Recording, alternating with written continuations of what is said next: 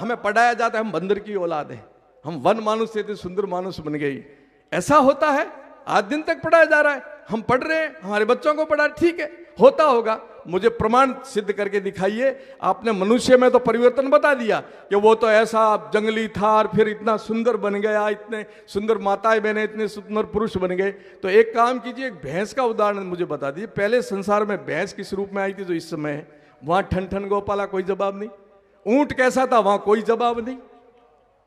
और किसी में, कुत्ते में कोई परिवर्तन नहीं, बिल्ली में कोई परिवर्तन नहीं, केवल मनुष्य में बताते हैं ये सब षड्यंत्र है। हम बंदरों की औलाद नहीं, हम ऋषियों की औलाद है, हम संतों की औलाद है, हम सूरों की औलाद है, हम बंदरों की औलाद थोड़ी है। इसलिए इस भारत ने पूरे विश्व को ज्ञान दिया था। ये उत्तराधिकारी बनकर के पृथ्वी पर हम लोग आए हैं। इसी भारत ने पूरे विश्व को ज्ञान दिया था। अब हमारे बच्चे अमेरिका में पढ़ने जाते हैं, पहले पूरी दुनिया के बच्चे हमारे यहां पढ़ने आते थे, तक्षशिला नालंदा विश्वविद्यालय में। ये भारत था। क्यों खोज में निकले थे लोग? Vasco D gamma, Columbus, Bharat की सोने की खनक को सुनकर के यहां निकले थे। परंतु दुख और पीड़ा होती है। चक्रवर्ती राज करने वाले हम लोग थे। सनातन परंपरा में हम सबसे पहले आए। मनुष्य सबसे पहले पृथ्वी पर हिंदू समाज के रूप में आया, सनातनी धर्म के रूप में आया।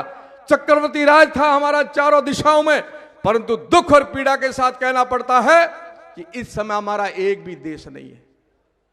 उसका किसको दोष है? दोष हमारे ऊपर है, हमारे ऊपर दोष है। जो हमारे बाद में आए, जिनको 1400 वर्ष हुए, जिनको 2025 वर्ष हुए, आप सब समझ रहे हो। 1400 वर्ष पहले संप्रदाय नहीं था, जिसके 54 देश है दुनिया में। मुस्लिम समाज को 1400 वर्ष हुए, उनके 1400 साल से पहले कोई मुस्लिम समाज का व्यक्ति नहीं था, उसके 54 देश है। ईसाई समाज के 84 देश है, 2025 से पहले ईसाई नाम का कोई नहीं था। और आप तो सनातनी हो, सबसे पहले आए हो। न धर्म को बचा पाए, न धरा को बचा पाए, न समाज को बचा पाए, न परिवार को बचा पा रहे हो। तो ये दोष आपका है, मेरा है। यह आत्मचिंतन करने का विषय है। जागरण करिए आप, पर अंतर मन से आत्मचिंतन भी कराएगी। इस प्रकार होता गया तो आने वाले समय में क्या होगा, क्या दृश्य बनकर के खड़ा होगा। कितने भारत के टुकड़े हुए, अखंड भारत कितना बड़ा भारत था। Iran, Iraq, Afghanistan, Lanka, Burma सब भारत का हिस्सा था। टूटते टूटते एक छोटा सा टुकड़ा हमारे पास रहा, मां भारती। यह अखंड भारत है, टुकड़े होते जा रहे हैं। और आज भी आपने सुना होगा, मुझे बहुत दुर्द के साथ कहना पड़ता है कि आताताई ने दिल्ली के अंदर बम विस्फोट कराया है। बहुत सारे हमारे अपने मरे। और गुजरात की धरती पर अभी 3 व्यक्ति पकड़े गए हैं कीर्ति भाई, जिन्होंने इतना घिनौना षड्यंत्र रचा था कि हमारे धार्मिक स्थानों पर एक ऐसी दवाई प्रसाद में मिलाई जाए, हजारों लोग मरे। नेट पर देखना आप, क्या कूचक्र रच रहे हैं, कितनी कूचालें बना रहे हैं, किस प्रकार की उनकी विकृत मानसिकता के साथ हमारे साथ खिलवाड़ कर रहे हैं। और हम सोते रहेंगे, हम मनोरंजन करते रहेंगे, मजे करते रहेंगे, अपने लिए रखे। जिस दिन आपने धर्म को आगे रखना शुरू कर दिया, उस दिन धर्म आपकी रक्षा करेगा। धर्मो रक्षति रक्षिता, धर्मो हंति हंता। स्वार्थ को आगे रख करके चलोगे, कभी भी आपकी धर्म रक्षा नहीं करेगा। और हम स्वार्थी हो गए, हमारा स्वार्थ बहुत ज्यादा आ गया। मेरा व्यापार फले फूले, मुझे ऐश मौज करनी, मुझे सुख मिले, मैं आनंद करूं, मेरा मठ बढ़िया चले, मेरे चेले भगत बहुत हो और मेरी पूजा करे, मुझे महिमा मंडित करे। तो धर्म नहीं बचेगा, राष्ट्र भी नहीं बचेगा ऐसे तो। इसलिए निकलो अपने अपने परिवार में से और आत्मबोध करो, मैं कौन हूं, मेरा कर्तव्य क्या बनता है। जगह जगह मैं सीमांत क्षेत्र से आया हूं। मैं जिस जगह से आया हूं पूरा बॉर्डर एरिया लगता है पाकिस्तान का। जगह जगह मदरसे खड़े हुए हैं, मस्जिदें बन रही हैं। और दुख और पीड़ा होता है कि वहां से उनके धार्मिक लोग पैदा कर रहे हैं, एक दिन भी नहीं रुकते। उनका अरबपति का लड़का है चाहे गरीब का लड़का है, नमाज पढ़ने जाएगा ही जाएगा। और हमारा कोई छोटा मोटा भी थोड़ा पैसा कमा लिया ना, इंग्लिश मीडियम का बोर्ड दे करके वहां बच्चे को डालेंगे। एक को भी गायत्री मंत्र याद नहीं है। ये दुख और पीड़ा के साथ कह रहा हूं। आपको मैं अभी हाथ खड़े करा दूं, आपको भी गायत्री मंत्र याद नहीं। उनको कल में आयात कुरान सब याद है। तो ये दोष हमारा है कि उनका है? मदरसे खड़े हो रहे हैं तो दोष उनका है कि हमारा? हम गुरुकुले क्यों नहीं खड़े करते? हमने गुरु परंपरा क्यों खत्म कर दी? ये मठों में, आश्रमों के अंदर गुरुकुले होनी चाहिए, वो क्यों बंद कर दी? हमने नव सृजन बंद कर दिया और घरों में से संस्कार निकाल दिए। भाई बुरा मत मानना आप, मैं आपका सन्यासी इसलिए कहता हूं। आप गरबे किस प्रकार से, नवरात्रा किस प्रकार से मनाते हो? कीर्ति भाई आप अन्यथा मत लेना, कोई भी गुजराती भाई, मैं सम्मान करता हूं आप सबका। वहां मां के आराधना के दिन है, उनको आप मनोरंजन में ले के चले गए। आपकी पूजा पद्धति क्या थी? आपके वहां घर में यज्ञ होता था, होम।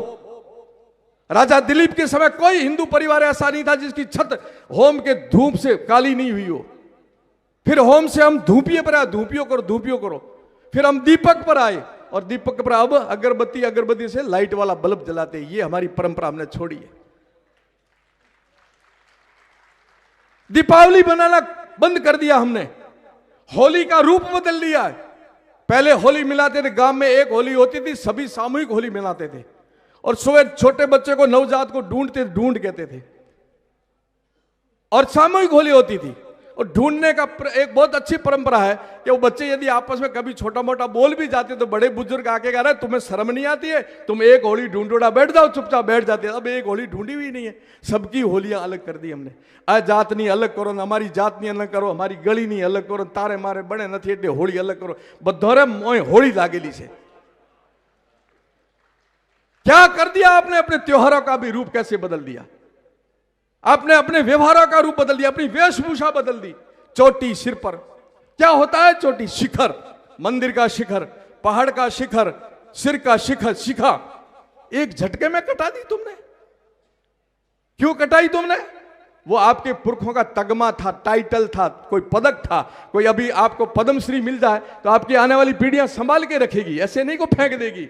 वो तो हमारे पुरखों की देन थी कि दुनिया में सबसे श्रेष्ठ और सबसे ऊंचे हमें एक झटके में चोटी कटवा दी तुम्हारी। जनेऊ उतरवा दी। औरंगजेब के समय 1.25 मन जनेऊ जब उतरती, औरंगजेब भोजन करता, मैं नहीं कर रहा, इतिहास कह रहा, तुमने एक झटके से उतार। अरे तुम बहुरूपीय बन गए हो, तुम्हारी पहचान कैसे करेगा तुम हिंदू हो? बुरा मत मानना, सन्यासी इसलिए कह रहा हूं। अब पेट खोल के करवा सकता हूं, बाकी तो कोई मेरे पास विकल्प नहीं है। ना तिलक है तुम्हारे, न मूछ है तुम्हारे, न पगड़ी है तुम्हारे, न धोती है तुम्हारे, न जनेऊ है तुम्हारे, न तिलक है तुम्हारे। अब क्या पहचान करोगे तुम हिंदू हो? उनकी पहचान करोड़ों लोग, मैं अब अभी अफगान में जाके आया, मैं अरब कंट्री में आया हूं, अभी आया हूं। उनका बड़े से बड़ा यदि कोई राजा भी है ना तो भी अपनी वेशभूषा में रहता है। उनका बड़े से बड़ा कोई अधिकारी भी है ना तो भी अपनी वेशभूषा में। हमें शर्म आती है क्या? किस बात की शर्म आती है? इसलिए हर एक चीज हमारी श्रेष्ठ है। हमारी भाषा श्रेष्ठ, हमारी वेशभूषा श्रेष्ठ, हमारा व्यवहार श्रेष्ठ, हमारे धर्म श्रेष्ठ, हमारी संस्कृति श्रेष्ठ, हमारे त्योहार श्रेष्ठ, हमारा व्यवहार श्रेष्ठ। हम सबसे श्रेष्ठ होते हुए भी निकृष्ट क्यों बनते जा रहे हैं? यह परिवर्तन करना पड़ेगा हमें और आत्मचिंतन करना पड़ेगा स्वयं को कि मैं कौन हूं, हमें किस धरा में, किस धर्म में पैदा हुआ हूं। जिनकी जनसंख्या बढ़ रही है ना, उनका एक ही लक्ष्य है, गुजरात से लेकर के बद्री तक चले जाओ, कोई ऐसी होटल नहीं होगी जिस पर उन्होंने कब्जा नहीं कर रखा हो।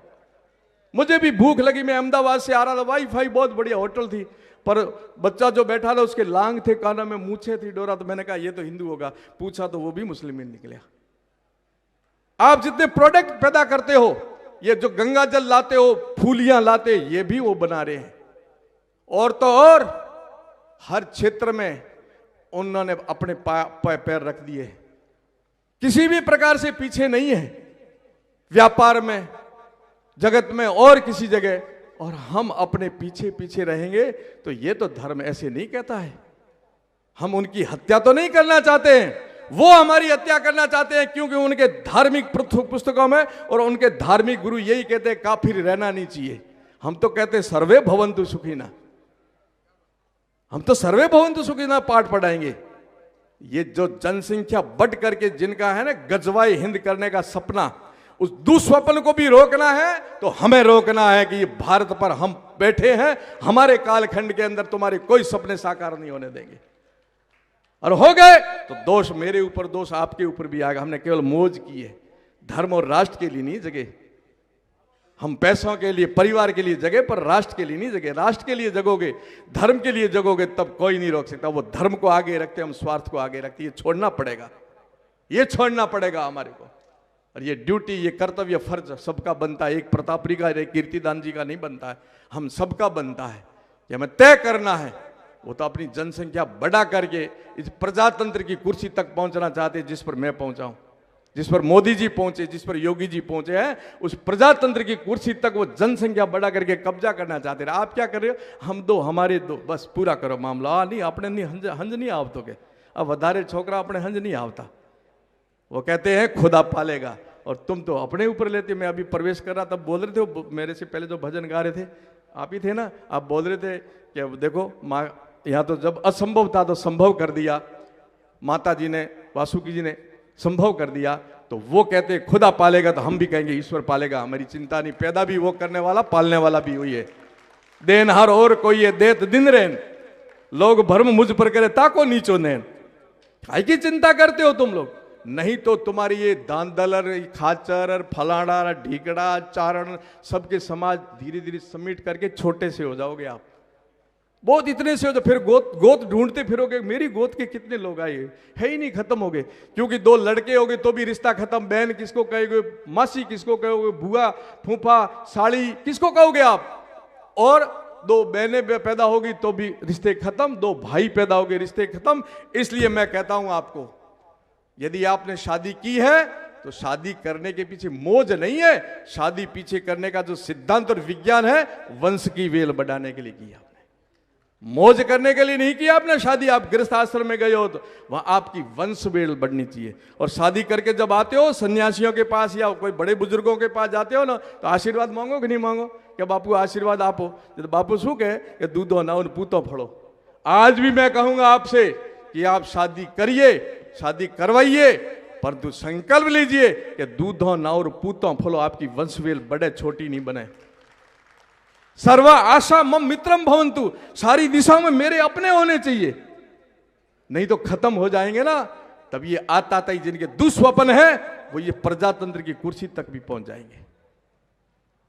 वो हम दो हमारे 100 कर रहे हैं, तुम हम दो हमारे 2 कर रहे हो, कहां तुलना करेंगे? कहते हैं भूख मर जाएंगे, पालेगा कौन? देश पर भार आ जाएगा। अरे देश पर भार आएगा क्या? मैं कहता हूं कीर्ति भाई, सबसे दुनिया में ज्यादा जनसंख्या चीन की मानी जाती है कि नहीं है? चीन की जनसंख्या चीन के लिए समस्या नहीं है, दुनिया के लिए समस्या खड़ी कर रखी है। क्योंकि इतना व्यापार खड़ा किया है कि चीन की चीज के बगैर किसी की दुकान चलती ही नहीं है। क्योंकि वहां निकम्मे पैदा नहीं किए उन्होंने स्वावलंबन खड़ा किया, स्वरोजगार खड़ा किया। और हम सब निकम्मे पैदा हो रहे, सब देश के लिए भार पैदा हो रहे। साहब मेरे को सब सब्सिडी पर चाहिए, यूरिया भी सब्सिडी पर, डीजल भी सब्सिडी पर, ये भी सब्सिडी, तो सब मंगते बन करके देश के लिए भार पैदा कर रहे। नहीं, मैं भारत का सपूत हूं और स्वावलंबी करूंगा, स्वरोजगार खड़ा करूंगा। अमेरिका आंखें दिखा रहा हमारे को, 1 अरब 45 करोड़ की जनसंख्या और 30 करोड़ की जनसंख्या हमें आंखें दिखाएगी, हमारा व्यापार बंद करेगी। हम संकल्प ले लें कि 1 अरब 45 करोड़ मां भारतीय में पैदा हुए, और भारत में जो चीज पैदा होगी मेरे देश की चीज उसी का उपयोग करूंगा। सबके मार्केट फैल हो, चीन भी फैल, अमेरिका भी फैल हो जाएगा। पर वो स्वरोजगार, स्वावलंबी और देश भावना जगाओ तो सही। विदेशी चीजों के आपने घर ठूस ठूस के भर रखे हैं। आपका मेकअप से लेकर के, साबुन से लेकर के, हर एक चीज, कपड़े से लेकर के, जूते से लेकर के, सब विदेशी चीजों को भर रखा घर के अंदर। क्या तुम्हें घृणा आती है भारत की चीज की? कोई कुम्हार बना रहा, कोई दर्जी बना रहा, कोई सुथार बना रहा, कोई लोहार बना रहा, हमारी अपनी चीज को उपयोग करने में तुम्हें शर्म आती है क्या? इसलिए जगाओ अपने स्वाभिमान को कि मैं भारत का पुत्र हूं। और 1 अरब 45 करोड़ लोग जब व्यापार भी करेंगे तो नौकरी मांगने की भी जरूरत नहीं रहेगी, दूसरों को नौकरी देने के काम आएंगे आप। इसलिए मैं कहता हूं कि अपने स्वाभिमान को जगाओ। वो जनसंख्या जो बढ़ रही है, आपकी जनसंख्या बढ़ेगी, आपके लिए भार नहीं होगी। भाई 10 पुत्र करो, मैं तो ये कहूंगा, पुत्र और पुत्रियां 10 करो। आप जाओ, 10 दिशा में आपके मिले। कोई ऐसा भजनी बना दो आप जैसा, है ना? कोई नेता बना दो, कोई सरपंच बना दो, कोई व्यापारी बना दो, कोई वकील बना दो, कोई मास्टर बना दो, और एक आधा बचे तो बाबा बना दो। उससे भी ज्यादा एक आधा बचे तो संघ का प्रचारक बना दो, मोदी जैसा बना दो। तो जब होंगे तब ना। दूसरा दुश्मन एक और है, अभी 2 मिनट की बात कह के पूरी करूंगा, जो हमारी संस्कृति पर चोट पहुंचा रहे, उनमें बात कर रहा हूं मैं। हमारे राष्ट्र के लिए दुस्वप्न देखते हैं, उनके लिए बात कर रहा हूं मैं। रातों दिनों वो जगते हैं देश को और अपने धर्म को विघ्न पहुंचाने के लिए। हम रातों दिनों जलते हैं, उनके लिए प्रार्थना करते हैं, सर्वे भवन्तु सुखिनः की प्रार्थना करते हैं, विश्व का कल्याण हो इसकी बात करते हैं हम लोग। दूसरा है कीप साइलेंट किलर बन करके आता है, मीठा जहर, जो पता नहीं चले इसको जहर दे मारे, ऐसा है वो ईसाई है। वो दबे पाव हमारे गरीब परिवारों तक पहुंचा है। भील, मेघवाल, हरिजन, जो इस प्रकार के हमारे हिंदू समाज के लोग हैं, उनको धर्म परिवर्तन करा के ईसाई बनाए। मुझे दुख होता है कि मैं सबसे पहले भारत भ्रमण पर लिखा था, विवेकानंद जी मेरे आदर्श है, और मैं निकला था कन्याकुमारी देखने के लिए। और पूरा जब मंदिरों की चोटियां देखनी, मंदिरों की चोटियां कम और गिरजाघरों की चोटियां ज्यादा देखी। दक्षिण भारत के अंदर आया तो हिंदी पर कालित पोची हुई देखी, और कहीं गया तो अराजकता देखी। थोड़ा और मेरे अपने क्षेत्र में गया तो जातिवाद देखा मैंने। ये दर्द और पीड़ा इसलिए गुजरात का डांग एरिया पूरा बदल गया, असम, मेघालय, मणिपुर, नागालैंड पूरा बदल गया। आज 90% और हो गए, हम अल्पसंख्यक हो गए। दबे पांव राजस्थान में भी आ गया है।